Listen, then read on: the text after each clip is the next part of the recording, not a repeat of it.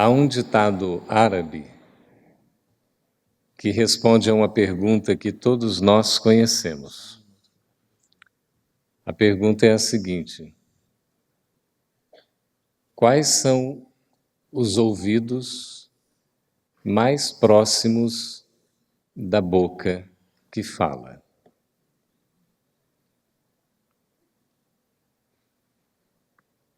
Vocês estão pensando, é isso mesmo?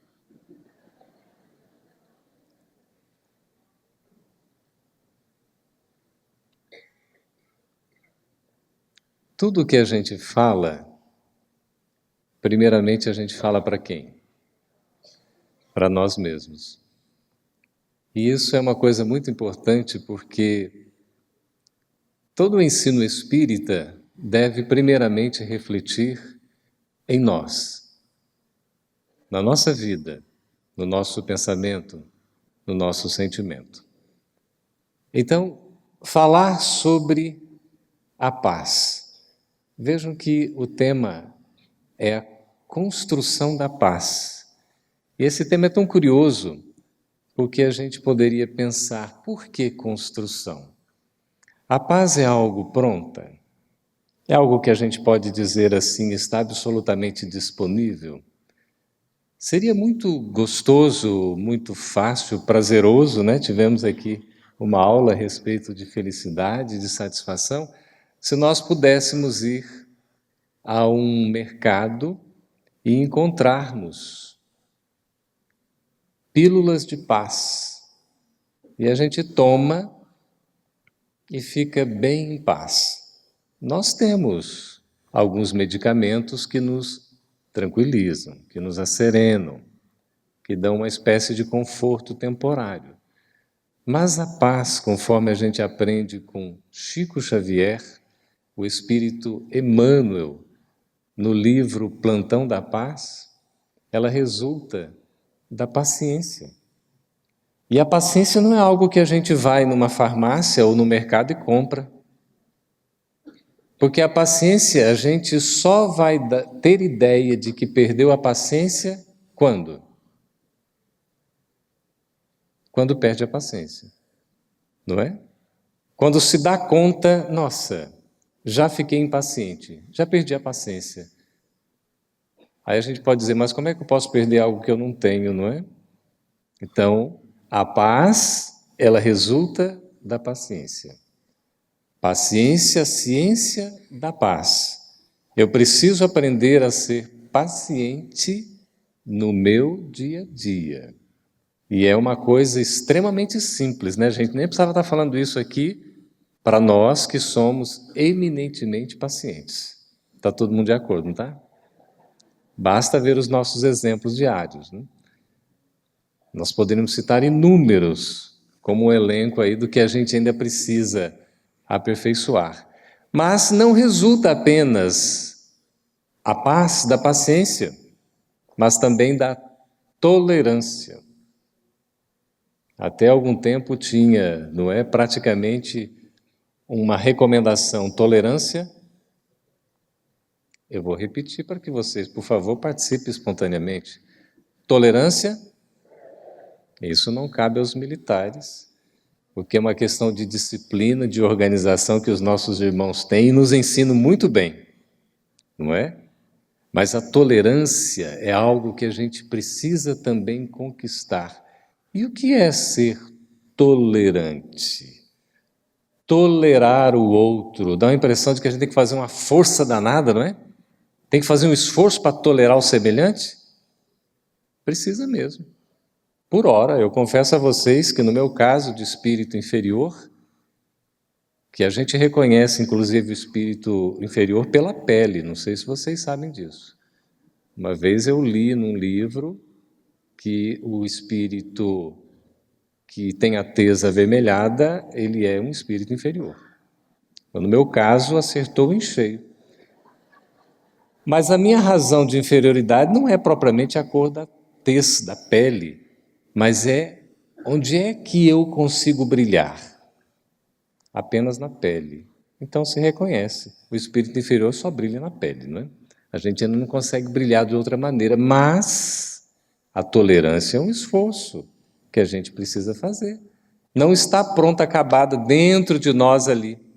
A gente precisa se esforçar de tal maneira para praticamente suportar o outro. Olha que blasfêmia.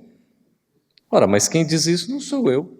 É a irmã Rosária que vai nos falar isso no Evangelho segundo o Espiritismo, quando fala da caridade material e da caridade moral.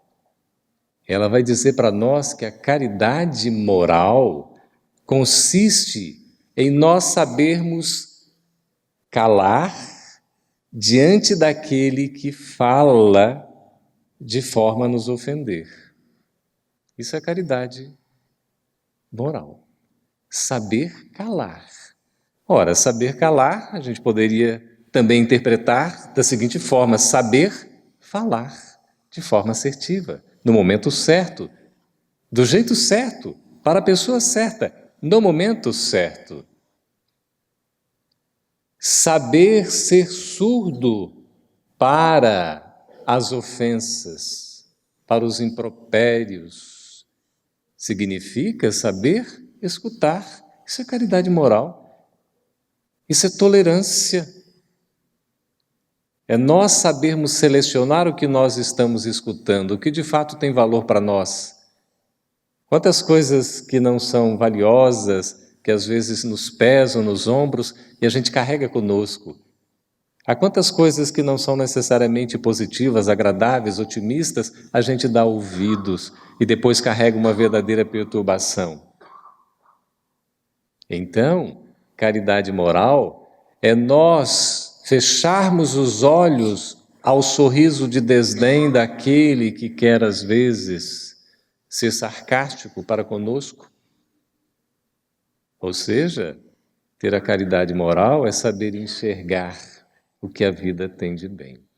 E ela encerra, quando começou nesse trecho, desse parágrafo para falar da caridade moral, que a caridade moral consiste em suportar-vos uns aos outros, ela encerra para dizer que a caridade moral consiste em nós não vermos o mal de outrem, não repararmos o que o outro faz de equivocado. Isso é caridade moral.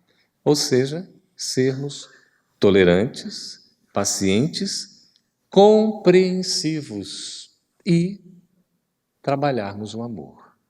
Leon Denis, o poeta do Espiritismo, o apóstolo do Espiritismo, com toda a sua beleza de narrativa filosófica, ele nos diz que o amor é o início e o fim de tudo.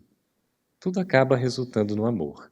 Estávamos assistindo a um filme que é A Terra de Maria, no Cine Transcendental em Brasília ontem, e anteontem, na quinta-feira.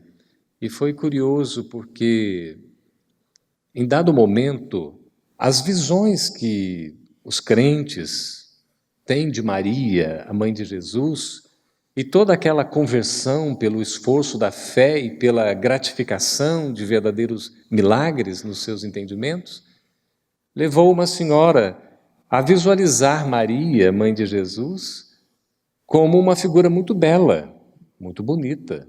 As descrições que se tem de Maria, realmente, uma mulher belíssima.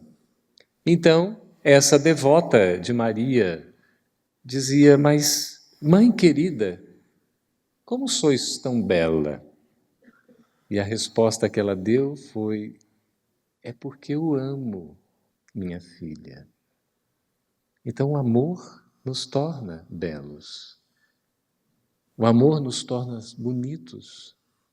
Porque não é necessariamente uma beleza externa, mas é de fato o que nós sentimos e o que nós expressamos. E a gente vai ver aí também, no Plantão da Paz, Emmanuel nos ensinando que tolerância é caminho de paz.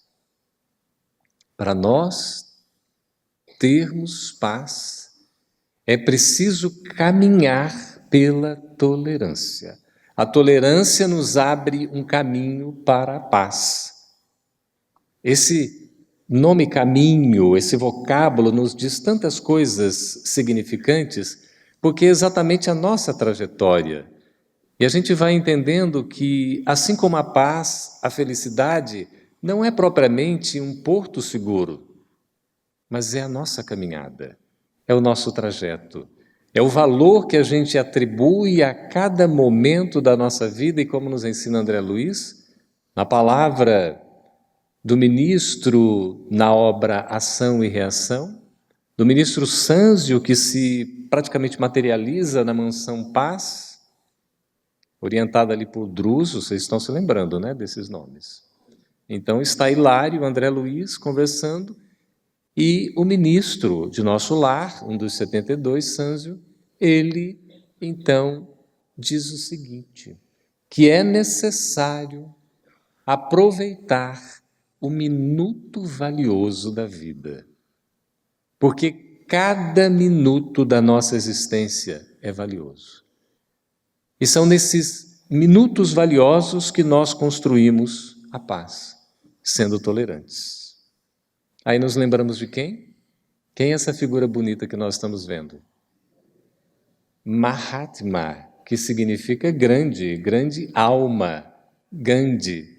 E ele trabalhou com o seu povo e deixou o legado, basicamente, para toda a humanidade, da cultura da não violência. Da não violência. E é tão interessante que eu gostaria de quebrar o protocolo e pedir a cada um de nós aqui que pudéssemos fazer uma dinâmica. Se vocês quiserem, nós vamos fazer a dinâmica, tá bem? Se vocês não quiserem, nós também vamos fazer a dinâmica. Combinado? Então é o seguinte, eu gostaria que a gente ficasse um olhando para o outro, nós temos as poltronas tão confortáveis, não é? Vamos ficar um de frente para o outro, olhe para o outro bem proximamente assim, vire-se, tá bem? Cada um tem o seu par, ok?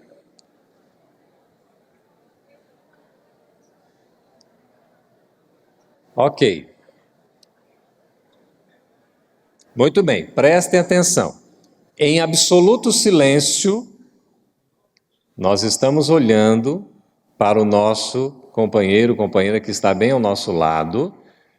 Nós vamos dar um tempo agora, que eu vou cronometrar aqui, porque é cronometrado mesmo, de 2 minutos para que uma das pessoas fale para a outra, ou seja, fale para o seu interlocutor, para o outro que vai estar escutando, sobre a sua vida, sobre você, sobre as suas qualidades e, de repente, pontos que acha que tem que melhorar.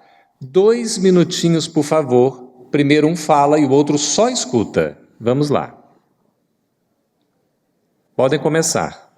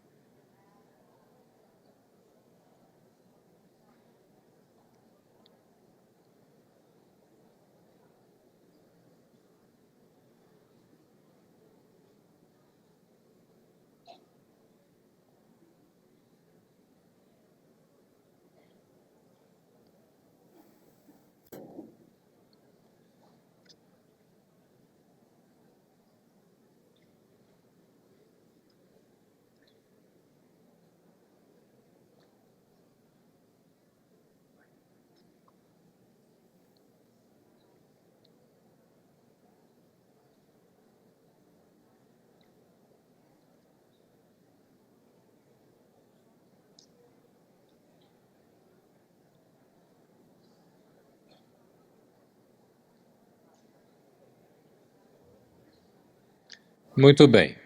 Silêncio absoluto, por gentileza. Agora nós vamos fazer o inverso. O outro que estava escutando vai falar com o seu interlocutor, que vai passar a escutar simplesmente, ok? Então vamos lá, mais 2 minutos.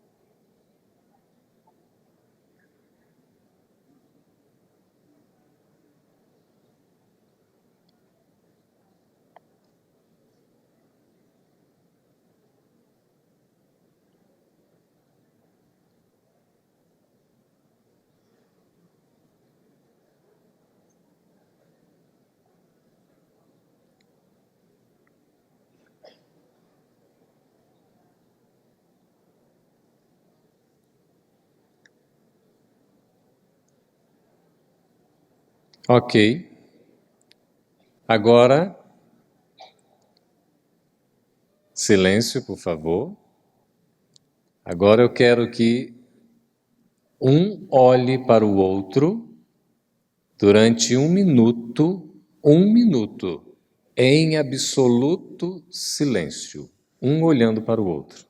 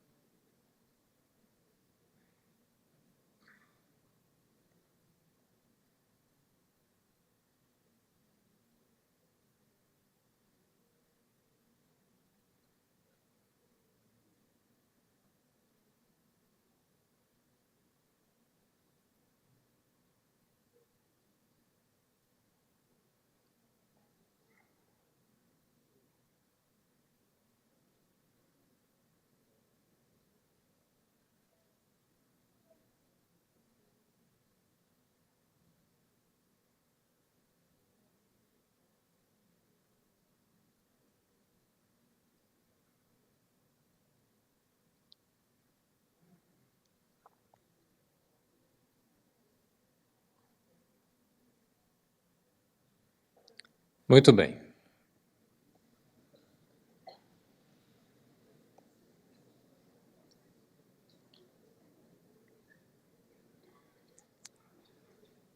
O que nós sentimos ser mais fácil? Falar ou escutar?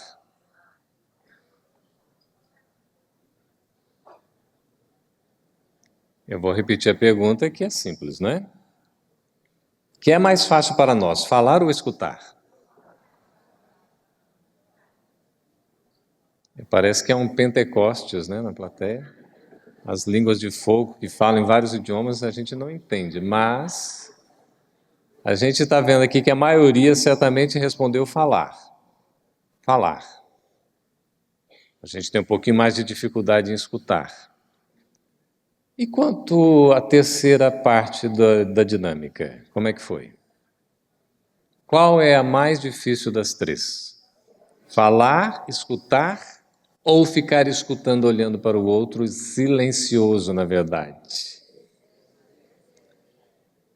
A terceira é mais difícil, não é? Por quê? Porque a gente quer falar, quer continuar falando. E quando a gente não está falando, a gente quer pelo menos escutar alguma coisa, né? O que a gente estava falando e escutando enquanto só olhava para o outro?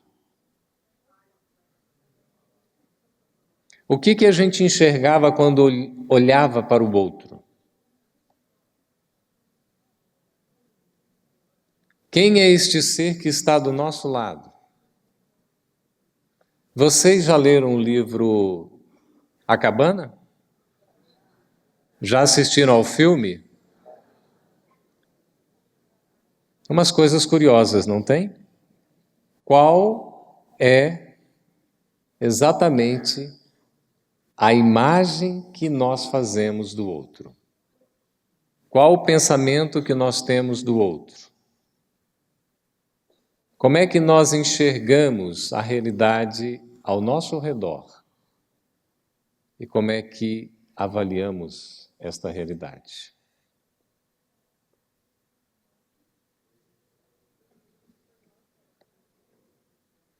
A gente julga,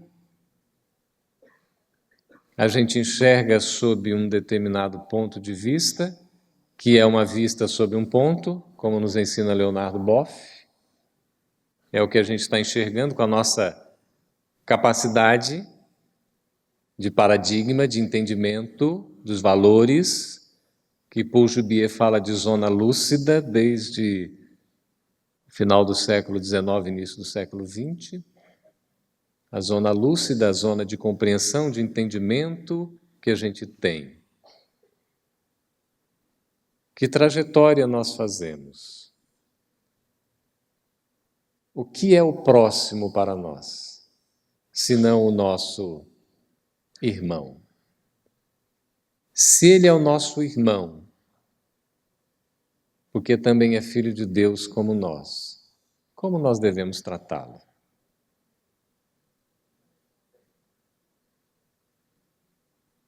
Por que é tão difícil eu ficar em silêncio? É também Leon Denis, tomando de Victor Hugo, o entendimento de que quando a gente enxerga no outro algo, é porque nós estamos enxergando com os olhos que nós projetamos diante da nossa capacidade de ver. Então, se eu enxergo algo que é ruim no outro, eu estou vendo que é ruim. Se eu enxergo algo que é bom, eu estou enxergando o bom. Isso faz diferença? Como é que o nosso mundo está? A paz tão almejada que nós desejamos construir,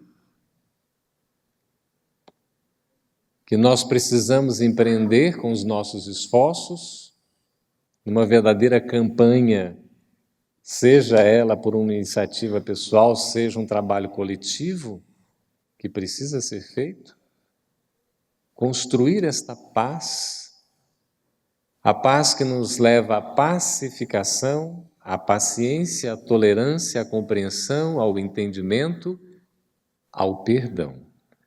Quando Emmanuel, no livro Pensamento e Vida, que é um livro editado pela Federação Espírita Brasileira, psicografado por Chico Xavier, ditado por Emmanuel, fala de tolerância no capítulo 21, ele diz assim: perdoar é olvidar a sombra, esquecer a sombra, buscando a luz. Isso é o perdão. E o perdão integra o conceito da paz, da construção da paz que nós precisamos empreender em nós mesmos. E a gente fica pensando,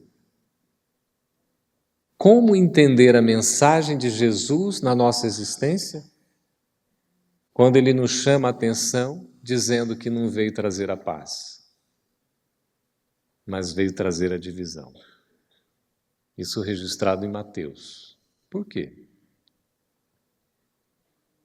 Porque a mensagem de Jesus não é para se coadunar com a ociosidade, com a má vontade, com o uso inadequado das nossas potencialidades. A mensagem de Jesus, inovadora, revolucionadora, é para nos transformar intimamente. Então, o convite, convocação que Jesus nos faz no seu Evangelho é para que nós saiamos do comodismo, saiamos de uma zona de conforto e possamos enfrentar a nós mesmos Não no sentido de uma competição para ver quem sai vitorioso, mas principalmente no processo de superação de limites, conforme a Nete estava nos ensinando. A superação de limites que a gente mesmo acaba se impondo. Então essa divisão se faz necessária, porque é uma divisão que implica numa decisão. A partir do momento em que Maria Madalena ouviu a mensagem do Cristo, ela que atendia aos jovens patrícios romanos antes, em busca de um amor, sempre ávida de amor, e nunca encontrava esse amor, quando ouve pela primeira vez as pregações de Jesus, ela se converte. Já a partir daquele momento. Vejamos o significado. Quando Jesus convida, convocando aquele homem de baixa estatura, que sobe num sicômoro, numa espécie de árvore, para avistar Jesus que passava a rua com a multidão. Jesus que nunca havia visto aquele homenzinho, diz, como é que era o nome dele mesmo? Repitam, por favor. Esta noite jantaremos na sua casa, vá preparar. E aí Jesus vai, não sozinho, né? Porque leva um bocado de gente. E é impressionante. Já para não mostrar preconceito, divisão, separativismo, nada disso. Jesus conciliava, agregava, amava. E ali naquela noite, Zaqueu delimita a sua existência quando toma uma decisão que haveria de mudar completamente a sua vida. Ele se propõe e o faz de fato a doar a metade dos seus bens. Era um homem rico. Quando Saulo estava a caminho de Damasco para perseguir o velho Ananias, divulgador da boa nova, da boa notícia, da mensagem da alegria, porque o Evangelho é alegria, é renovação. Saulo se defronta com a magnânima e iluminada figura de Jesus, que se lhe toma à frente a forma luminescente e lança-lhe uma pergunta. Preciso repetir? Saulo. Muito bem. Repitam, por favor. Muito obrigado pela espontaneidade e o ânimo. Imagina Jesus falando assim, Saulo, Saulo, por que me persegues? O Saulo provavelmente iria desencarnar naquele momento. Mas veja, aquela pergunta que começa uma espécie de diálogo de recomendações, vai ser seguida por uma resposta indagativa do próprio Saulo. Senhor. Muito obrigado. A voz da sabedoria está puxando o coro, porque acho que o pessoal não sabe, não é?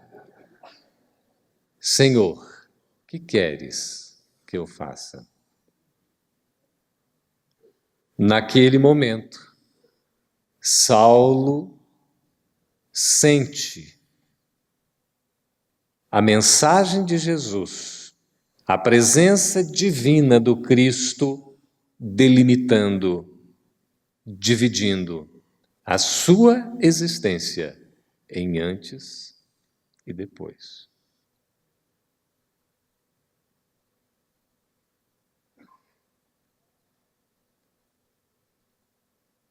Quando é que vai chegar a nossa vez? Já chegou?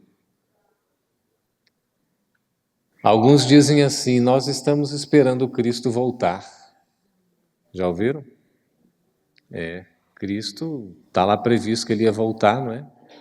Ele veio e voltará, ele mesmo disse. Só que ele prometeu isso. E João, por um acaso, registrou. O discípulo amado. Sabe por que era discípulo amado? João? Porque Jesus amava mais a João do que aos outros? Não, porque era o mais amoroso.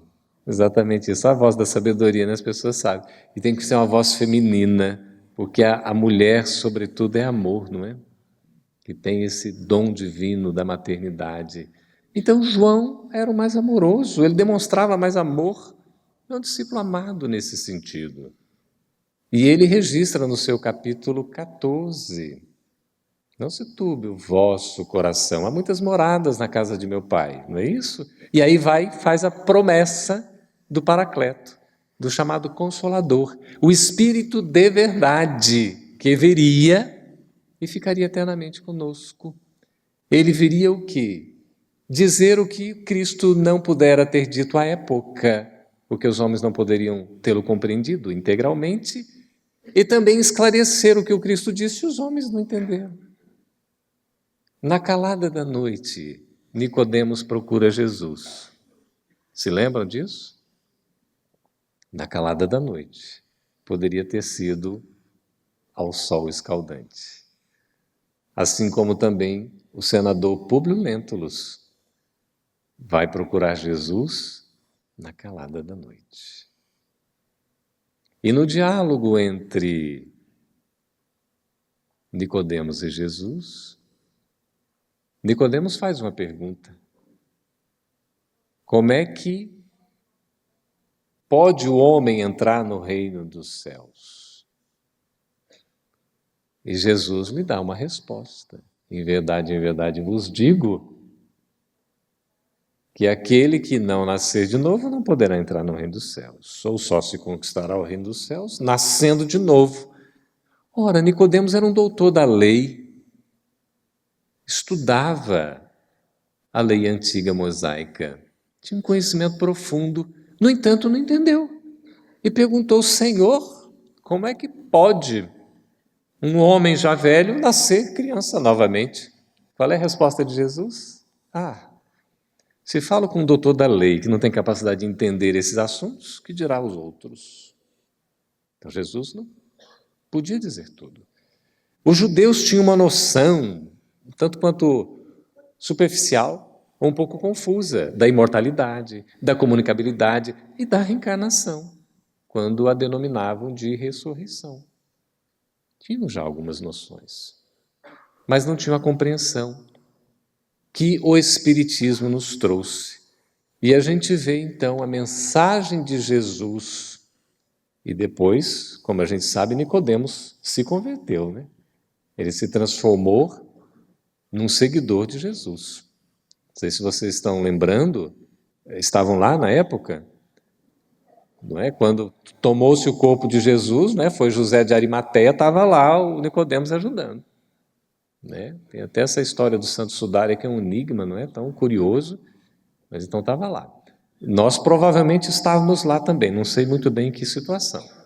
Mas chegou o convite para essa divisão na nossa vida, que o Cristo completa, agora registrado por João, o discípulo amado.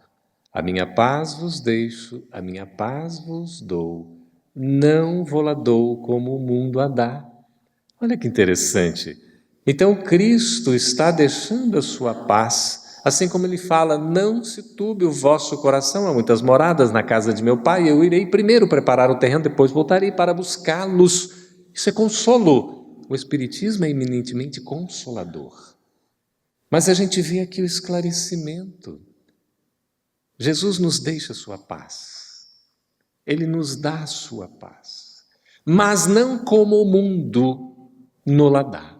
Porque o mundo material, com todos os seus atrativos, com o seu marketing, acaba nos envolvendo no consumismo, no hedonismo.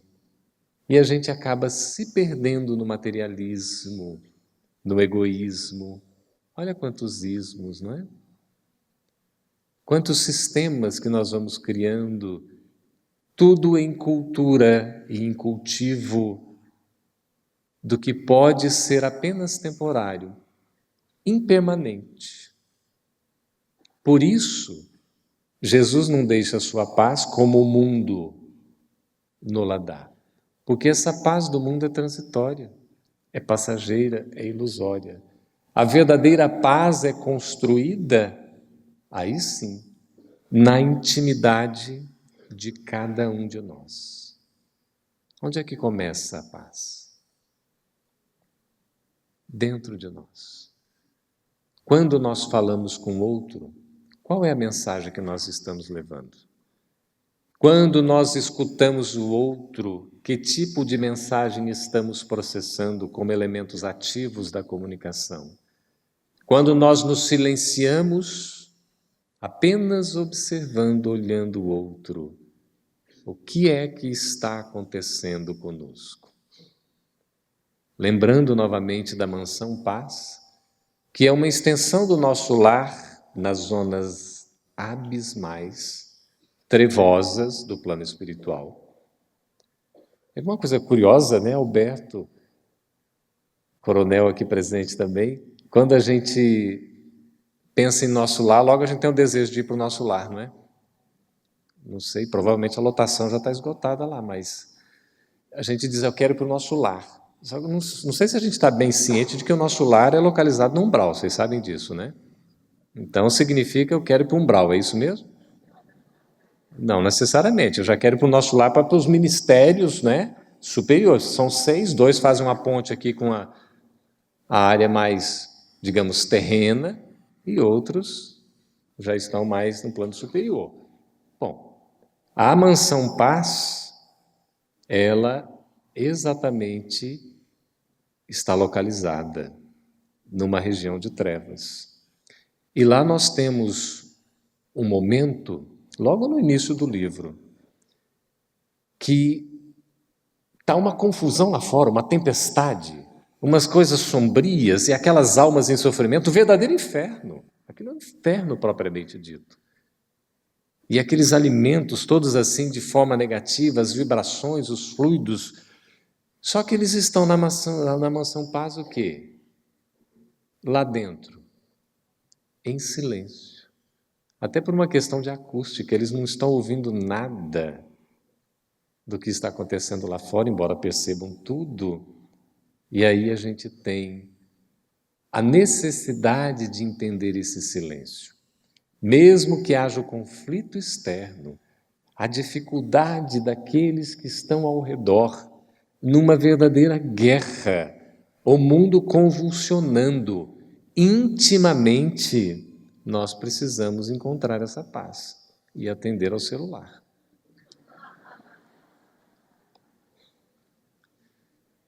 Porque essa paz que mora dentro de nós, nós não vamos buscar fora. Nós vamos buscar na nossa intimidade. Nasce de dentro. E aí a gente vai vendo a mensagem na sequência. Aqui nós estamos numa briga, com isso aqui é uma maravilha, né? A paz começa dentro de nós, na nossa intimidade. Mas para conquistar essa paz, é preciso que a gente reconheça que ela é fruto do quê? Do esforço. Ela vem do esforço. A Nete estava se referindo à questão 909 de O Livro dos Espíritos, que é exatamente nesse sentido. Se nós damos conta de superar o mal em nós, é a 909, a 919 que ela citou também é outra. Essa 909 fala exatamente disso. Nós somos capazes, sim, de superar o mal dentro de nós. É necessário fazer o quê? Esforço. É preciso se esforçar. É preciso fazer alguma coisa. Disse que nada acontece até que algo se mova. Então é preciso que a gente tenha a disposição, tenha vontade, tenha interesse. Então a paz é fruto desse esforço que nós despendemos, que nós colocamos para desenvolver a nossa inteligência. A nossa inteligência e alcançar as culminâncias da bondade. Isso é a paz. A paz tem a ver com inteligência, porque a gente se desenvolve, a gente se esforça, a gente entende o contexto. Capítulo 13 de Marcos, no seu Evangelho, o Evangelho de Jesus, redigido por Marcos, em dado momento ele diz assim: olhai, olhai. A gente costuma olhar? Aquele olhar que nós estamos trocando de um para com os outros, né? Olhai, observai, percebei, abri a capacidade perceptiva. Depois de olhar, de sentir a situação, vamos vigiar. Vigiar é ter a atenção focada, desperta, com a consciência lúcida, para que a gente não caia em equívoco, no pecado, não erre o alvo. Ai, meus irmãos, a gente fica pensando, né? Será que a gente dá conta de não errar o alvo?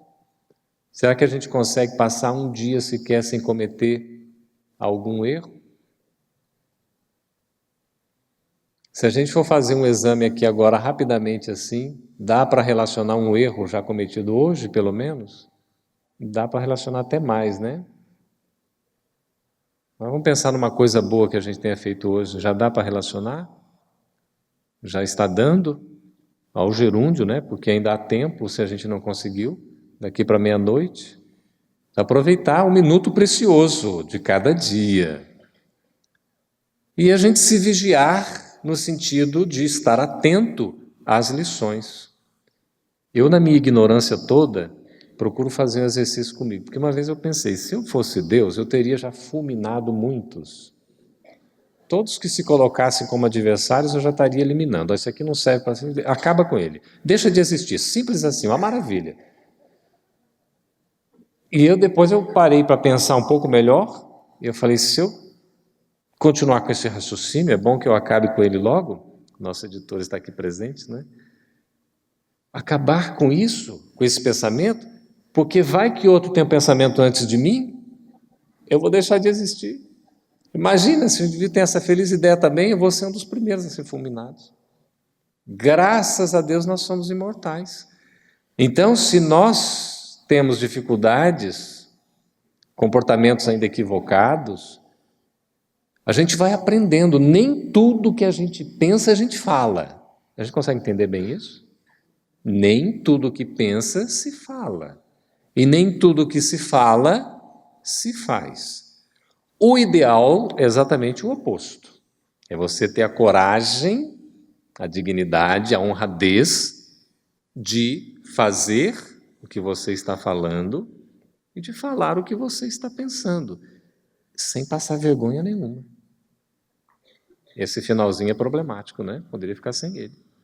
O problema é que, imagina, se eu vou declarar os meus pensamentos, e às vezes eu penso alguma coisa que me dá uma vontade danada, aí eu me seguro, me vigio, peraí. Ah, Campete, está forçando a barra, a amizade, force a barra, a amizade. Vai fazer o quê? A gente ainda precisa fazer força, é o esforço. Se a gente já tivesse pronto o hábito adquirido, já não precisaria mais. No entanto, a gente não chegou lá. Então nós vamos caminhar para isso, a caminhada, passo a passo. Em administração a gente aprende, dá 2 passos para frente e 1 para trás. Por que esse para trás? Para manter o quê? O equilíbrio, senão você vai quebrar as pernas. Ah, vou rapidinho no processo evolutivo, será que eu dou conta? Se eu ainda não tenho os valores efetivamente cultivados na minha intimidade, eu não vou dar conta ainda. Então eu tenho que ponderar, eu tenho que avaliar, tenho que racionalizar até certo ponto, até que depois aquilo se torne espontâneo, porque eu já não preciso fazer mais força, já é um hábito. Aí vai ser muito bom. Há pessoas que já têm um hábito de fazer o bem, conseguem fazer o bem espontaneamente, sem fazer força alguma. Aliás, quando não fazem o bem, sentem falta, porque o bem tem isso, né? O bem é tão bom que parece um vício. É uma virtude tão salutar, tão contagiante, que se a gente não faz, a gente sente falta. Mas é por quê? Porque é a verdadeira felicidade. Não satisfação temporária apenas, mas é uma felicidade real. Então o bem nos traz isso. Por isso a gente vai fazendo o esforço e alcançando as culminâncias da bondade.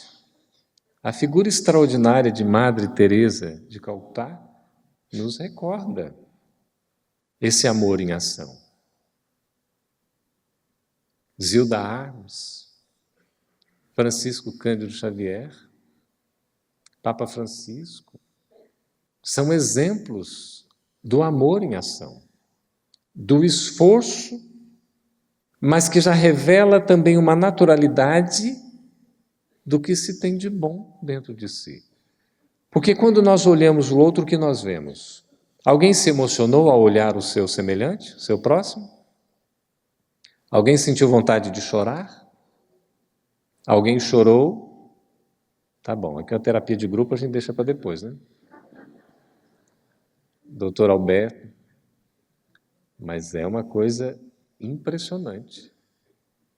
Porque quando a gente olha o outro nos olhos que revelam a alma, a gente vê praticamente naquele nosso próximo nós mesmos. É tão interessante isso. E aí a gente se torna um tanto quanto mais solidário, fraterno, compreensivo, tolerante para com ele. Porque a gente vê que é necessário empregar a bondade, ser bom com esse nosso semelhante, porque essa bondade vai nos fazer bem. Eu me lembro de uma música, ainda na evangelização, lá nos tempos de juventude, não faz tanto tempo assim, não é? A gente tinha a tia Vilma nos ensinando, fazer o bem é bom, quanta alegria nos traz. Quem faz o bem é feliz, quem faz o bem vive em paz. Eita saudade, né? Porque o que é verdadeiro em termos de conceito é atemporal. E a gente vai aprendendo isso na mensagem de Jesus. Diz Rodolfo Caligares, olha que interessante a conexão entre o que nós vimos anteriormente aqui, a suprema paz é fruto do esforço, não é? A suprema paz, esse é Ângel Aguarô, no livro Grandes e Pequenos Problemas. A suprema paz é fruto do esforço. E aqui nós temos Rodolfo Caligares colocando a suprema paz é um estado de pureza de consciência. E aí parece que começa a simplificar tudo para nós, não é? Quem tem a consciência pura aqui, por favor, venha se revelar agora em nome de Deus. Porque essa tal da consciência pura é algo difícil. O que é essa pureza? Quando Jesus vai fazer o Sermão do Monte, que na verdade é uma conversa que ele tem com seus discípulos, estava lá o povo também escutando, não tinha microfone, enfim, mas a capacidade era impressionante. Jesus estava até sentado e vendo a multidão, subiu a um monte.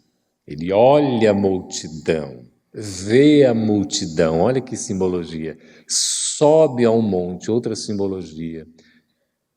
E assentou-se, aproximaram-se dele os seus discípulos, e abrindo a boca, ele os ensinava dizendo: bem-aventurados os pobres em espírito, porque deles é o reino dos céus.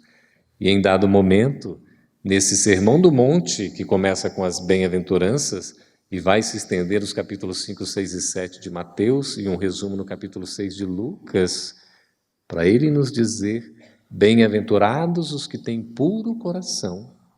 Por quê? Agora é a dúvida, né? Bem-aventurados os que têm puro coração, porque verão a Deus. A pureza de coração nos faz ver Deus em tudo na nossa vida.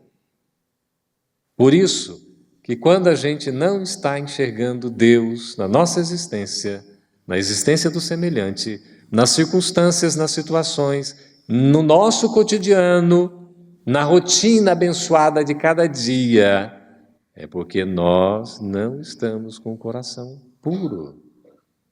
Purificar o coração é a limpar-nos, como a gente toma um banho fisicamente, é preciso tomar um banho para a alma. Uma vez mais aqui citando a cabana no filme, quando o pai da criança a procura e estava naquela espécie de gruta, se lembram? Conversando com a sabedoria, quando ele toma a decisão de que não tinha como julgar a um dos filhos, dos dois adolescentes, o rapaz e a menina, que um deles tinha que ir para o inferno, deveria ser condenado, e ele não aceita. E a sabedoria, então, ali representada, né, na figura da atriz Alice Braga, vai dizer assim: pois é, veja como Deus age. É tão fácil a gente viver julgando, mas você tem que tomar uma decisão. Um precisa ser condenado. E ele sente: como? Não posso fazer isso. Até o momento que ele tem a iniciativa de se colocar no lugar. Então me leve. Nesse momento ele visualiza a figura de Deus, não é? Do Espírito Santo e da sabedoria ali, isso tudo simbolicamente, e vê ainda Jesus, na figura de um jovem, cuidando num campo das crianças que tinham tido o mesmo destino que a filha dele houvera tido. E Jesus estava cuidando. Aí Deus, naquele momento, representado por uma mulher, olha para ele e ele pergunta: a minha filha me vê? Ela responde: não. A minha filha me escuta? Também não. Mas ela pode senti-lo.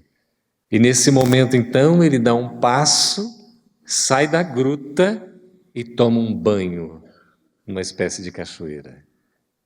Um banho que ele lava não só o corpo, mas no nosso entendimento, o perispírito e o espírito também. Imagina quando a gente vai tomar um banho, não é? Que a gente aprende com o André Luiz, o valor da água, essas coisas todas, como é importante a gente recorrer ao terceiro chamado de Marcos, que é a oração. Olhai, vigiai, o foco, a concentração, e orai. Orai vem depois. Primeiro a gente olha, vigia, depois ora. Que é essa conexão com o superior, com o supremo. Buscar esse estado de pureza de consciência é ter a consciência tranquila. Quando é que a nossa consciência vai estar tranquila? Quando nós cumprimos rigorosamente com os nossos deveres. André Luiz nos ensina. E é a pergunta 932 de O Livro dos Espíritos, que a felicidade é relativa, não é assim? Às vezes o que é felicidade para um é motivo de infelicidade para outro. Há algum ponto comum de felicidade para todo mundo? O que seria esse ponto comum de felicidade para todo mundo? O Espírito de verdade responde em duas partes. No que diz respeito ao aspecto material, ser feliz aqui na Terra é ter o necessário. Basta ter o necessário, não precisa de mais. Quando nós temos o necessário, nós somos felizes. Quando extrapola o necessário, começa a complicar. Ah, quer dizer que então o pobre que só tem o necessário, por isso é pobre, será que é pobre porque tem o necessário? O que não deveria faltar o necessário a ninguém, concordam? Todos deveriam ter o necessário, isso bastaria. Alguns têm um necessário, dois necessários, três necessários, né? E esses necessários vão sendo o quê? Acabando sendo supérfluos, que nos sobram e que fazem falta para aquele que necessita efetivamente. Então, terminado o encontro e terminado esse congresso, quando nós chegarmos em nossas casas, vamos ver as nossas gavetas, não é? Ver o que está sobrando, doe.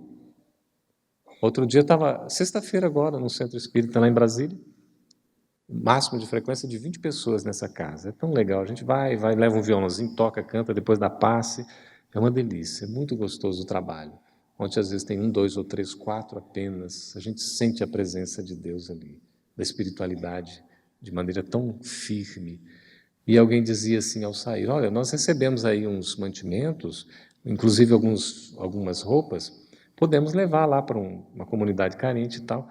Aí alguém disse: mas elas estão muito ruins. Aí o outro respondeu: o que é ruim para nós pode ser exatamente do que o outro está precisando. Então, olha que interessante. A gente ampliar a nossa visão, exatamente compreender o que é necessário para nós sermos felizes. Ter o necessário. E no aspecto moral, nós temos o quê? Paz de consciência e fé no futuro. Essa paz que a gente precisa conquistar. Paz de consciência com o dever cumprido. A gente vai fazer a parte que nos cabe, porque é na nossa consciência que está escrita a lei de Deus, conforme nos ensina os Espíritos na questão 621 do Livro dos Espíritos. Onde é que está escrita a lei de Deus? Na consciência. A gente já sabe disso teoricamente. Temos que expandir a nossa consciência, mas como nos ensina Pastorino pela mediunidade de Divaldo Franco, antes da gente tentar expandir consciência, é preciso encontrar Deus dentro de nós. Então vamos buscar na nossa intimidade e a gente vai encontrar isso. É exatamente o caminho do amor e da justiça. É isso que vai nos levar à paz, ao entendimento, à compreensão. A paz não é conquista da inércia, nos diz aqui André Luiz, pelo abençoado e cândido Chico, mas sim fruto do equilíbrio entre a fé no poder divino e a confiança em nós mesmos, no serviço pela vitória do bem. Isso é paz. A paz traduz no trabalho, na ação, na nossa decisão. É essa fé que nós temos, equilibrada com a confiança, porque não é só acreditar, é confiar. Além de confiar, nós temos a certeza, como o Espiritismo nos proporciona. E aí nós vamos ver que não estamos sozinhos, porque a paz tem que ser um reflexo do que nós sentimos, dentro de nós, dos nossos sentimentos, pelo esclarecimento das consciências. Quando todos estiverem cientes e conscientes de que a paz é necessária, efetivamente se esforçando para a construção dessa paz, o mundo será melhor. Então não é indolência do corpo, é saúde e alegria do espírito. Isso é paz, saúde. Quem tem paz tem saúde. Quem tem paz tem alegria. No campo da evolução, a paz é conquista inevitável da criatura. Todos nós chegaremos à conquista da paz, mais cedo ou mais tarde. É preciso acreditar e é preciso fazer por onde. Por isso a gente tem esse movimento tão bonito, reconhecido, não é? O movimento Você e a Paz. Tantos companheiros aqui colaboram, se engajam nisso, promovem, né, com o nosso querido Divaldo Franco. E a gente tem, só para deixar para a nossa meditação, a letra dessa música que vai ser cantada ainda em algum momento aqui, né? Vai ter um momento muito bonito sobre a paz pela paz, de Nando Cordel. A paz no mundo começa em mim. Se eu tenho amor, com certeza sou feliz. Olha que interessante, que é basicamente um resumo do que nós fomos aqui compartilhando com vocês. Se eu faço bem ao meu irmão, tenho a grandeza dentro do meu coração. Quando eu faço bem, eu então esparjo a luz, eu divulgo esse amor ao semelhante. Então chegou a hora da gente construir a paz. Ninguém suporta mais o desamor. É a paz pela vida, a paz que nós precisamos alimentar dentro do nosso coração e compartilhar com o nosso próximo. É difícil? É difícil? Nem tão difícil é. Imagine então, não é impossível. Nós conseguimos empreender essa paz, começando por nós mesmos, do reino dentro do nosso coração, da nossa intimidade. É o momento de tomar a decisão. Vamos fazer essa escolha para o nosso próprio bem. E tenhamos a certeza de que nunca estaremos desamparados, porque a espiritualidade superior, que deseja o nosso bem, fica feliz com as nossas vitórias, Os benfeitores, às vezes, estão ali nos apoiando e quando a gente tem uma queda, eles nos sustentam para que a gente possa se levantar e continuar. O mundo pede paz. É preciso construir essa paz no nosso coração, na nossa mente, nas nossas ações. Muito obrigado, meus amigos. Tenhamos a certeza de que aqueles que são os pacificadores, como nos ensina a mensagem do Evangelho, são os que serão chamados filhos de Deus. Então, que sejamos todos filhos de Deus, reconhecendo que isso não é um diploma, mas é um testemunho no nosso dia a dia. Muito obrigado pela atenção de todos.